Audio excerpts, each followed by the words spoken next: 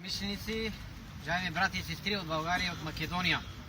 Ето, че отново е 13 януари, една от паметните дати в нашата историография. Ето, че отново сме на едно от знаковите места в Скопие, точно преди 90 години, тук на това място. Една жена, една българка, един достоен патриот, жертвайки живота си, простреля и застреля един от най-жестоките сръбски сатрапи, Велимир Прелич.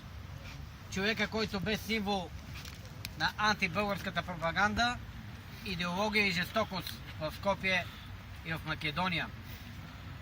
Този терористичен в кавички акт на Мара Бунева, разбира се, остана завинаги в историята на Македония, в историята на България, в общата ни история.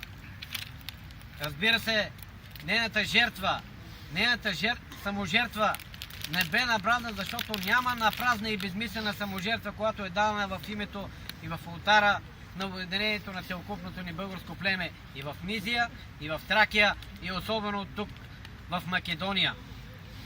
И именно на тази паметна дата, нека всеки един от нас да знае, както и до сега, и да помним за напред, да предаваме на идните поколения, че да забъдеме всички ние тук, днес, живяха, бориха се, умряха Мара Бунева и хиляди знайни и незнайни герои от Македония и от България, наистина за обединението на нашето племе. Затова наистина нека да сведем глави, нека да помним техния подвиг, нека да следваме техния пример, за да има всички нас, за да има Македония, за да има и България. Да живее България, да живее и братска Македония!